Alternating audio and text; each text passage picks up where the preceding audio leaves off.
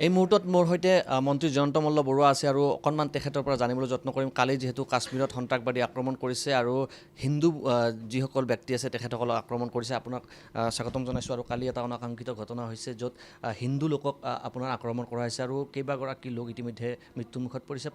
প্ৰথম প্ৰতিক্ৰিয়া কি দিব? সঁচাকৈ এটা অত্যন্ত দুখজনক ঘটনা যে একেলগে এনেদৰে ২৬গৰাকী ব্যক্তিক হত্যা কৰাটো আৰু ধৰ্মৰ ভিত্তিত হত্যা কৰাটো সঁচাকৈ ভাৰতবৰ্ষৰ দৰে ঠাইত য'ত সনাতনী সভ্যতা বিৰাজ কৰে তেনেকুৱা এখন ঠাইত ধৰ্মৰ ভিত্তিত এনেকৈ হত্যা কৰাটো অত্যন্ত গৰিহণাৰ যোগ্য। আৰু ভাৰতবৰ্ষৰ প্ৰতিজন মানুহৰ মন চুই গৈছে যে এনেকুৱা ধৰণৰ ঘটনা এটা ঘটিব পাৰে, এনেকুৱা ধৰণৰ সন্ত্ৰাসবাদী সংগঠনো ভাৰতবৰ্ষত থাকিব পাৰে। সেই কথাটোৱে সঁচাকৈ বৰ দুখিত কৰিছে। আৰু আমি সকলোৱে এতিয়া কঠোৰ হ'ব লাগিব। এই ঘটনাবিলাকৰ যিবিলাক হ'ব পৰাৰ যিটো উমান, এই কথাবিলাক আমি বহু সময়ত কৈয়ে থাকোঁ। আৰু কৈ থাকোঁ এইকাৰণে যে আজি কাশ্মীৰৰ যিটো পৰিৱেশ, সেই পৰিৱেশটো ইতিহাস যদি চায় তেতিয়া সকলোৱে বুজি পায় যে কেনেকৈ কাশ্মীৰখন গ্ৰাস কৰি পেলোৱা হ'ল আৰু কেনেকৈ কাশ্মীৰী মানুহৰ প্ৰকৃত কাশ্মীৰী মানুহৰ অধিকাৰসমূহ কাঢ়ি লৈ যোৱা হ'ল। সেইকাৰণে আমি সঁচাকৈ এই কথাবিলাকত চিন্তা কৰিব লাগিব। আৰু য'ত য'ত এনেকুৱা ঘটনা হ'বলৈ গৈ আছে সেই ঠাইবিলাকত আমি অধিক সতৰ্ক হ'ব লাগিব। আৰু যদি এতিয়া সতৰ্ক নহওঁ, এই ঘটনাবিলাক আজিৰ কিছু বছৰ পিছত আৰু বহু ঠাইত দেখা পোৱাৰ সম্ভাৱনা আছে। সেইকাৰণে আমি এতিয়াৰ পৰাই এই কথাবিলাকত কঠোৰ হ'ব লাগিব। আমি দেখিছোঁ সভা সমিতি আপোনালোকে কয় যে অসম কাশ্মীৰ হ'বলৈ বেছি দিন নাই আৰু ৰাষ্ট্ৰীয় নাগৰিকপঞ্জীৰ ক্ষেত্ৰত আপোনালোকৰ চৰকাৰৰ ফালৰ পৰা কিবা নতুনকৈ কিবা পদক্ষেপ থাকিব নেকি? চাওক, ১৯০১ চনৰ চেঞ্চাছ আৰু ২০১১ চনৰ শেহতীয়া চেঞ্চাছ যদি চায় তেতিয়াহ'লে দেখিবলৈ পাব যে ৯% পৰা 36%। গতিকে এই কথাবিলাক তথ্যগত কথা, ইয়াত কোনো লোকঢাক কৰিবলগীয়া কথা নহয়, তথ্যই কৈছে। আৰু ২১ চনৰ চেঞ্চাছ ওলোৱাৰ লগে লগে দেখিব আৰু বাঢ়ি গৈ আছে। গতিকে প্ৰতিটো চেঞ্চাছতে যি ধৰণৰ জনসংখ্যাৰ বিস্ফোৰণ হয় আৰু জনসংখ্যা বাঢ়ি যোৱাৰ লগে লগে এই ঘটনাবিলাক আৰম্ভ হয়। তাৰ কাৰণে আমি কিছুমান ব্যৱস্থা আমি ল'ব লাগিব। আজি আমি সেই কথাবিলাকে চিন্তা কৰিছোঁ কেনেকৈ এই ধৰণৰ জনবিস্ফোৰণটোক ৰক্ষা কৰিব পৰা যায় আৰু এটা সমানুপাতিক জনবিস্ফোৰণ ধৰ্মৰ ভিত্তিত সমানুপাতিক বৃদ্ধিটো হয়। কিন্তু যদি এটা ধৰ্মৰ এই ধৰণৰ জনবিস্ফোৰণ হয় তেতিয়াহ'লেতো অইন ধৰ্মলৈকে এটা সংকট আহে। আৰু ভাৰতত সনাতনী একমাত্ৰ ধৰ্ম যিয়ে সকলোকে কুটুম্ব বুলি লয়, সকলোকে আপোন বুলি লয়। তাৰ পিছতো যদি সনাতনী হোৱাৰ কাৰণে, হিন্দু হোৱাৰ কাৰণে এইখন দেশতে মৃত্যুবৰণ কৰিব লগা হয় তেতিয়াহ'লে তাতকৈ আৰু দুখজনক ঘটনা কি থাকিব? NRCৰ কাম হ'বনে নহয়? চাওক, NRC লৈ আমাৰ বিভিন্ন ধৰণৰ কথা আছে। চৰকাৰীভাৱে আমি কিছুমান কথা ক'বলৈ অসুবিধা, কিন্তু NRCৰ য'ত মানে কিছু অঞ্চলত আমি পুনৰ নিৰীক্ষণ বিচাৰিছিলোঁ যে পুনৰ নিৰীক্ষণ হোৱাটোৰ প্ৰয়োজন। কাৰণ NRCৰ সময়ত বহুতে লিগেচি ডাটা চুৰ কৰা বা বিভিন্ন ধৰণৰ ব্যৱস্থাৰ মাজেৰে ইয়াত ডাটা সোমোৱাৰ তথ্য আমাৰ ওচৰলৈ আহি আছে আৰু বিভিন্ন সময়ত আপোনালোকৰ সংবাদ মাধ্যমে দেখুৱাইছে। সেইকাৰণে NRCখন লৈ বিভিন্নজনৰ বিভিন্ন মত আছে আৰু আমি ভাবোঁ যে ইয়াক এখন শুদ্ধ NRCলৈকে আনিবৰ কাৰণে যিখিনি কাম সেইখিনি আমি কৰিব লাগিব। পঞ্চায়ত নিৰ্বাচন চলি আছে আৰু আমি দেখিছোঁ যে ২৬ৰ নিৰ্বাচনৰ পূৰ্বে এতিয়া বিৰোধী আপোনাৰ শিবিৰত আপোনাৰ এক প্ৰকাৰ যুদ্ধই হৈছে। অখিল গগৈয়ে আপোনাৰ নাজিৰাত এতিয়া ৰাইজৰ দলত প্ৰাৰ্থী দিম বুলি ইতিমধ্যে হুংকাৰ দিছে ২৬ত। চাওক, কথাটো এনেকুৱা, বিৰোধী বুলিবলৈতো তেওঁলোকৰ কোনো আদৰ্শগত মিল নাই। তেওঁলোকৰ মিল এটাই যে ভাৰতীয় জনতা পাৰ্টি আৰু মিত্ৰ দল আমাৰ যি ৰাষ্ট্ৰীয় গণতান্ত্ৰিক মৰ্চা আছে, এই গণতান্ত্ৰিক মৰ্চাৰ বিপক্ষে থিয় দিয়াটো তেওঁলোকৰ এটাই মিত্ৰতাৰ কোনো বেলেগ আইডিঅ'লজি একো নাই। তেওঁলোকৰ আদৰ্শগতভাৱে বেলেগ বেলেগ আৰু সকলোৰে ভোট বেংকটোৱে হ'ল আমি যিসকল মানুহক ভাবোঁ যে এইসকল মানুহ অসমৰ কাৰণে আগ্ৰাসনকাৰী, অসমৰ কাৰণে ভৱিষ্যতৰ শংকাৰ মানুহ, সেই ভোটাৰখিনিকে তেওঁলোকে এট্ৰাক্ট কৰিব বিচাৰে। সকলোৰে ভোট বেংক, ভোটৰ চিন্তাটো হ'ল সেই ধৰণৰ অনুপ্ৰৱেশকাৰী মানুহখিনি। গতিকে নিজৰ সেই এটা লক্ষ্যতে যেতিয়া লগ হয় আৰু সেই লক্ষ্যটোত যেতিয়া দুইটাৰ মানে সকলো দলৰ মাজততো খোৱা কামোৰা থাকিবই। আৰু তাতকৈ ডাঙৰ কথা হ'ল যে ৰাজনীতিত অভিজ্ঞ মানুহে অভিজ্ঞতাৰ পুষ্টতাৰে সুন্দৰভাৱে দিগদৰ্শন কৰিলে ভাল।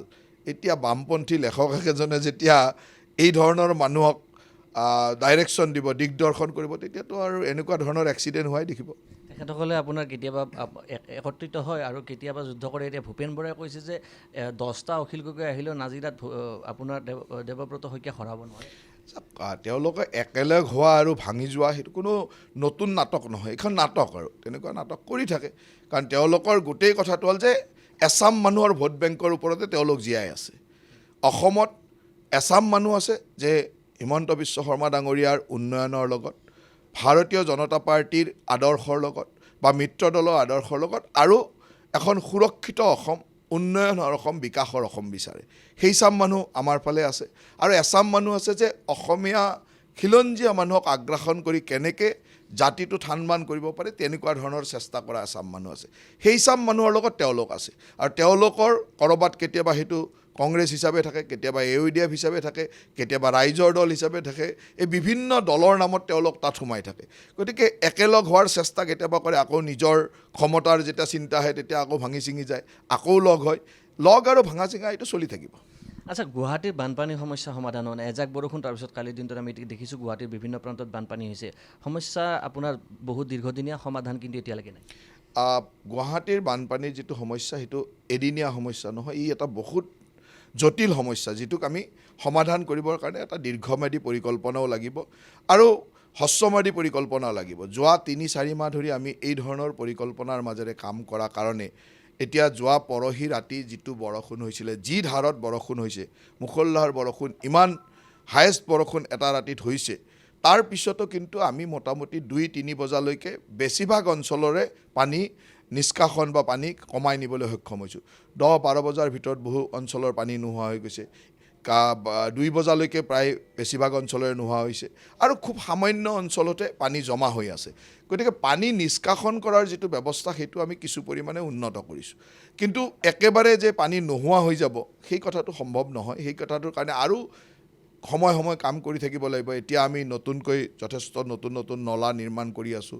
সেই নলাবিলাকৰ গ্ৰেডিয়েণ্টবিলাক আমি তেনেকৈ বনাইছোঁ। কিছু পানী কোনোবা অঞ্চলটোৰ পৰা কোনোবা অঞ্চললৈ ডাইভাৰ্ট কৰাৰ চেষ্টা কৰিছোঁ। এতিয়া ৰুক্মিণী গাঁৱৰ পানী আমি দুটা ফালে ডাইভাৰ্ট কৰিছোঁ, কিন্তু ইমান বেছি পানী ৰুক্মিণী গাঁৱলৈ সোমাই যায় যে দুইফালে ডাইভাৰ্ট কৰিলেও মিলাব নোৱাৰি। এইবাৰ সেইকাৰণে অকণমান কিছু পৰিমাণে সকাহ হৈছে। অনিল নগৰ, নবীন নগৰৰ পানী এতিয়াও আমি ডাইভাৰ্ট কৰিব পৰা সেই সুবিধাটো বা মিলাই আনিব পৰা নাই। আমি পৰিকল্পনাত ৰাখিছোঁ ষ্টেপ বাই ষ্টেপ এনেকুৱা ধৰণৰ পানী কাৰণ বৰষুণৰ পানী ওপৰৰ পৰা পৰিবই আৰু পৰাৰ লগে লগে তাত জমা হ'ব আৰু তাক কেনেকৈ মানে ভাল নলা ব্যৱস্থাৰ মাজেৰে আমি নি ব্ৰহ্মপুত্ৰলৈ লৈ যাব পাৰোঁ, সেই কথাটো আটাইতকৈ গুৰুত্বপূৰ্ণ। ভৰলুৰ বিভিন্ন ঠাইত এনক্ৰচমেণ্ট আছে, বাহিনী হওক, বশিষ্ঠ হওক, বিভিন্ন নদীত বা মৰা ভৰলু হওক, এইবিলাকত বহুত কাম কৰিব লগা আছে। কিন্তু যোৱা সময়ত বিশেষকৈ ভৰলু আৰু বাহিনীত আমি কিছু কাম কৰা আৰু বিভিন্ন অঞ্চলত নতুন ব্যৱস্থা বা নলা নিৰ্মাণৰ মাজেৰে পানীটো ডাইভাৰ্ট কৰাৰ কাৰণে এইবাৰ কিছু পৰিমাণে কম সময়ৰ ভিতৰত আমি পানীটো নিষ্কাশন কৰিব পাৰিছোঁ। আৰু গুৱাহাটীত এনেকুৱা যে এজাক বৰষুণত গোটেই পাহাৰৰ মাটি আহি আমি যিখিনি নিষ্কাশন কৰোঁ সেইখিনি আৰু নলাবিলাক ভৰ্তি হৈ যায়। এতিয়া আজিৰে পৰা যোৱাকালিৰ পৰা আমি আৰম্ভ কৰিছোঁ যে এই যিখিনি চিল্ট বা বালি আহি গ'ল সেইখিনি ইমিডিয়েটলি উঠাব লাগিব, যাতে ইয়াৰ পিছৰ বৰষুণজাক অহাৰ আগে আগে এই চিল্টটো বা বোকাখিনি আমি উঠাই লৈ যাব পাৰোঁ। সেই কামটো আমি কৰি আছোঁ। এইখিনি কৰি থাকোঁতে যদি হঠাৎ আৰু বেছি বৰষুণ আহি যায় তেতিয়া আৰু অলপ অসুবিধা হ'ব, কাৰণ এইটো এটা মানে সদায় কৰি থাকিব লগা প্ৰক্ৰিয়া আৰু ইয়াক আমি ডেভেলপ কৰি কেনেকৈ পাৰ্মানেণ্টলি বস্তুটো কৰিব পাৰোঁ তাৰ ব্যৱস্থাও কৰিছোঁ। আজি জুৰিপাৰৰ অঞ্চলটোত আমি ডাঙৰকৈ নলা বহল কৰি দিছোঁ, য'ত 1 মিটাৰো বহল নাছিল তাত আমি প্ৰায় 2 মিটাৰ বহল কৰিবলৈ সক্ষম হৈছোঁ। একদম মিনিমাম ক'ৰবাত 3 মিটাৰ 4 মিটাৰৰ বহল কৰিছোঁ। সেইকাৰণে পানী কিছু পৰিমাণে গৈছে। লাহে লাহে আমি গোটেই শিলহাকতো খান্দিবৰ কাৰণে পৰিকল্পনা কৰিছোঁ। শিলহাকতো খান্দাৰ লগে লগে তাত এটা ডাঙৰ ৱাটাৰ ৰিজাৰ্ভাৰ ডেভেলপ হ'ব। ঠিক তেনেদৰে বৰাগাঁৱতো আমি এটা তেনেকুৱা ধৰণৰ ৰিজাৰ্ভাৰ কৰিব পাৰি নেকি দীপৰ বিলৰ পানী সোমোৱাৰ আগে আগে, সেই ধৰণৰ পৰিকল্পনাবিলাক লাগিছোঁ। গতিকে ইয়াক একেদিনাই সমাধান হ'ব বুলি ভাবিব নালাগে, কিন্তু আমি ভাবি আছোঁ যে কেনেকৈ জনসাধাৰণক আগতে 3 দিন ধৰি পানীত ডুবি থকা অঞ্চলটোক কেনেকৈ 6 ঘণ্টাত ক্লিয়াৰ কৰিব পাৰোঁ, 3 ঘণ্টাত ক্লিয়াৰ কৰিব পাৰোঁ, সেই কামবিলাকে এতিয়া কৰি আছোঁ। আৰু একেবাৰে পানী নোহোৱা অৱস্থালৈকে নিবৰ কাৰণে কিন্তু সময় লাগিব। কিমান সময় লাগিব? কিমান সময় মানে চাওক, প্ৰথম কথা হৈছে আমি শিলহাকতো কমপ্লিটলি ডেভেলপ কৰিব লাগিব, তাত জলাশয়টো ডেভেলপ কৰিব লাগিব। বৰাগাঁৱত এটা জলাশয় কৰিব লাগিব, যিখিনি আমাক বিভিন্ন অভিজ্ঞ মানুহে দিয়া ৰিপৰ্ট মতে আৰু কিছুমান এনেকুৱা অঞ্চল আছে ইমানেই মানে পুখুৰীৰ দৰে অঞ্চল সেই অঞ্চলৰ পৰা পানী সোমোৱাৰ পিছত পাম্প কৰি ওলোৱাৰ বাহিৰে বেলেগ কোনো উপায় নাথাকে গতিকে পাম্প কৰি ওলোৱাবৰ কাৰণে আমি বিভিন্ন ঠাইত ক'ৰবাত এটা পাম্প আছিল তাত 3টাকৈ লগাইছোঁ 2টাকৈ লগাইছোঁ তেনেকৈ পাম্পবিলাক ডেভেলপ কৰোঁ আৰু তাত সেই ব্যৱস্থাটোক বাদ দি এটা বেলেগ ব্যৱস্থা মানে আজিৰ যিটো নলা নিষ্কাশনৰ ব্যৱস্থা তাত তেনেকুৱা ধৰণৰ ব্যৱস্থা আমাক দেখুৱাই আছে চাই আছোঁ আৰু কি নতুন ডেভেলপমেণ্ট হয় এই আছিলে মন্ত্ৰী জয়ন্ত মল্ল বৰুৱা আৰু তেখেতৰ সৈতে আমি যিখিনি কথা পাতিছিলোঁ আমাৰ দৰ্শকসকলক শুনাবলৈ চেষ্টা কৰিছিলোঁ